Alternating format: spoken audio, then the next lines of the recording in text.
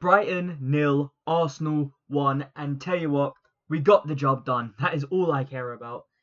Yet again, it wasn't a crazy game. It was definitely stressful. Arsenal love making it stressful, but the important thing is for us is we got the job done, and that is all I care about. But on top of that, not only did we get the job done, Man City drew against Nottingham Forest at home.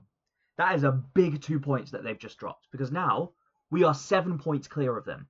Granted, they have a game in hand, but 7 points clear is nothing to scoff at. And I have to say, Brighton, they didn't sit down and kind of just take it from us. They did come at us. They came at us really well. It shocked me that they didn't get a goal, to be fair, because they had a fair few opportunities. But ultimately, all I care about is getting the job done, and today we got the job done. The 3 points are in the bag, 7 points clear. And if you look at as well the bottom of the league, Tottenham are only 1 point off of relegation. 1 point off of relegation. That is insane. That's mad. I still can't stop laughing at that. And they do have this game in hand as well tomorrow at 8 o'clock against Palace. And to all my Palace friends out there, we need a big favour. If you can beat Tottenham, we'll owe you. Not the 3 points. We won't give you 3 points, but I'll give you a fiver. And ultimately, this has probably been arguably the best week for us right now. You look at the Premier League table. Let me bring it up. Or let me just bring up the results, actually. Because you had Liverpool dropping points to Wolverhampton yesterday. And then today... Was it yesterday? Yeah, yesterday. And today, you had Aston Villa dropping points to Chelsea. And Aston Villa were closer than Chelsea. Closer to us than Chelsea. So that's a win for us. Obviously, you've got Arsenal beating Brighton 1-0. You've got West Ham beating Fulham 1-0, which really closes the gap on Tottenham. Nottingham Forest drawing with Man City 2-2 is a double whammy for us. City drop points and Nottingham are one step closer to Tottenham.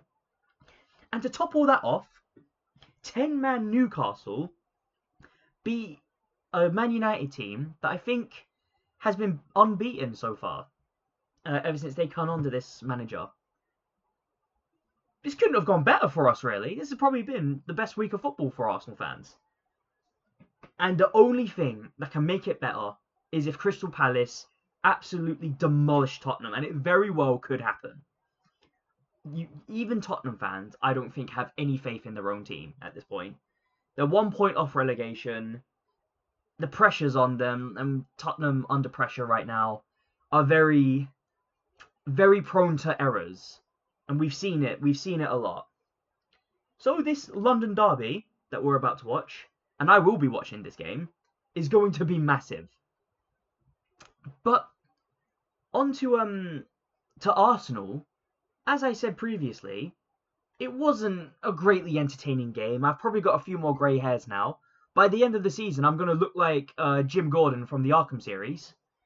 But it's still 3 points. And I did say before this, I only need the 3 points. We only need the 3 points. No suspensions. Hopefully no injuries. I know Raya went down for a little bit, holding his shoulder. Hopefully there's nothing wrong with that. And another thing, what a performance from Gabriel. That first mistake that Raya made, I thought, here we go, 1-0.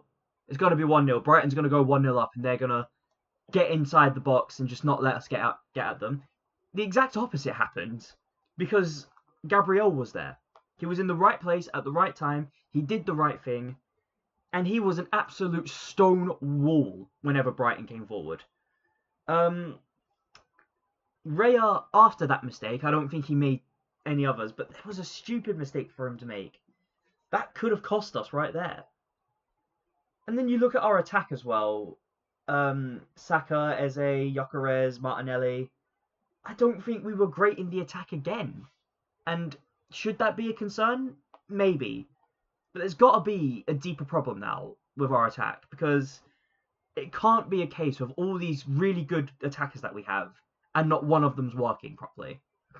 Saka ultimately did get the goal, and credit to him, it was a great goal. It was lucky, but it was still a great goal.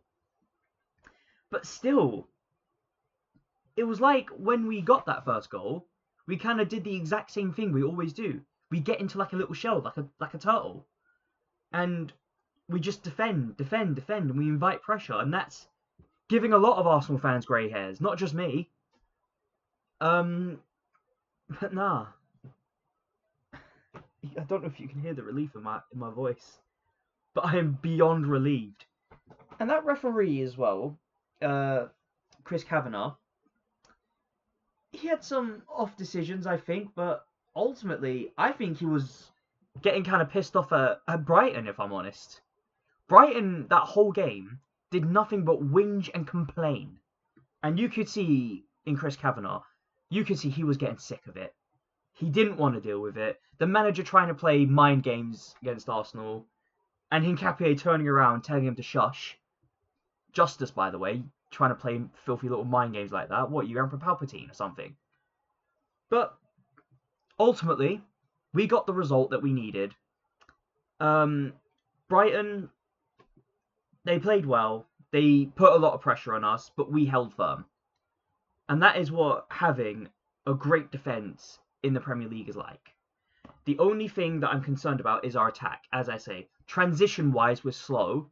When we get there, we don't look very dangerous. And we spend too much time around the box. And now, I've also noticed, in the midfield, it's like we're losing the ball consistently in the midfield now. I don't know what exactly is going on with us, but all I will say is we've got to find answers now. Because if we're losing the ball consistently, that's a problem. That's a big problem. We can't continue doing that. But you could also see as well, another interesting thing is when Kai Havertz came on. I thought Kai Havertz had a brilliant game, personally, when he came on. For the little time that he had anyways, I thought he was quite a big difference. He made a lot more... He made it look a lot more controlled compared to Gyökeres. Not that I think Gyökeres had a horrible game. I think Gyökeres, yet again, just didn't get in any position where he could do anything. And I mean, Gyökeres, he had a few moments of hold-up play. Some good, some bad. But yeah, that's about all there is to say. Other than, let's get into the player ratings. And starting off in goal, David Raya, he made a big mistake. He did. But, aside from that, he really kept us in that game. David Raya, I'm going to give a solid 8. If it wasn't for that mistake, it'd be an 8.5. Jurrien Timber, another solid performance from Jurrien Timber, and it's exciting to see in a way that we're getting our Jurrien Timber back, the one that wasn't making these kind of mistakes. Jurrien Timber's getting a bit more on form now, and we do love to see it. Jurrien Timber, I'm also giving an 8. Christian Mosquera.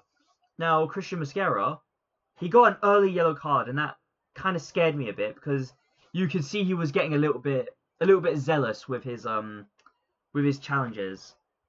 And I did have a worry we were about to go down to 10 men for the first time this season. However, to be absolutely fair to Christian Mosquera, he still had a solid performance. With Gabriel in the centre-back pairing, those two looked phenomenal. But let's be honest, Gabriel was definitely the better centre-back today. But Mosquera, I'm going to give him a 7. If it wasn't for that recklessness, I'd probably give him a 7.5. Gabriel, as I said with Gabriel, he was everywhere today. He was preventing us from conceding a goal. He was over in the attack. He was absolutely everywhere where we needed him to be. Gabriel, I'm going to give a 9, and he is my man of the match. Piero Hincapié, again, it's a solid performance from Piero.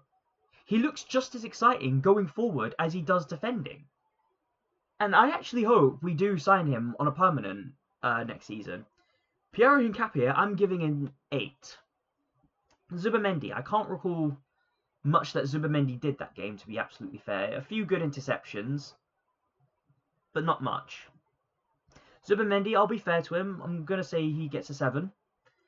Declan Rice. Now, Declan Rice had a decent performance, to be fair.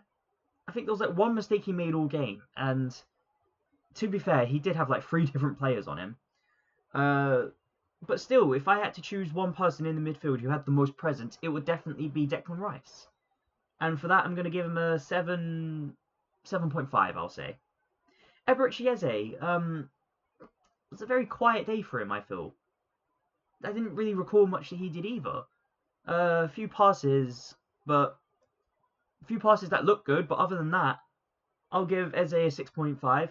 Saka, he scored the winning goal, and that is very important for this rating.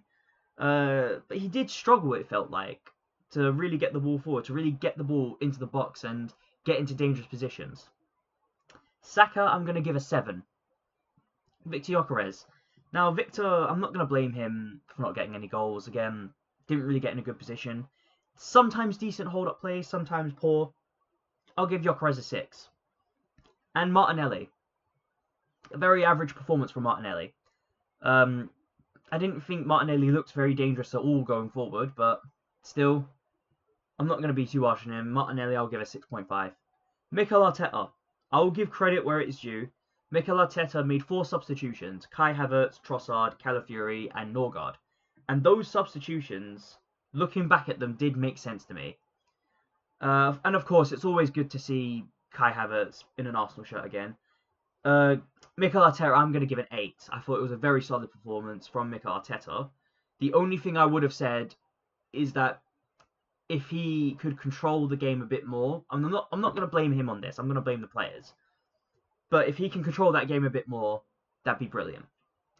The referee, Chris Kavanagh, again, I think he was just sick of Brighton complaining. Not much to really say about that performance, though. A very average, very nonchalant performance from Chris Kavanagh. I'm going to give him a 6. And the fans, for the vast majority of that game, I only heard Arsenal fans. The fans are getting a 10. And anyways, that is my match review. Let me know what you think down below. Like, share, and comment, and please do subscribe. It really does help out the channel. And I will see you in the match preview for, I believe it's the FA Cup, if my thing will load. Sorry, give me one moment. Yeah, I will see you in the match preview for Mansfield Town versus Arsenal. Goodbye for now.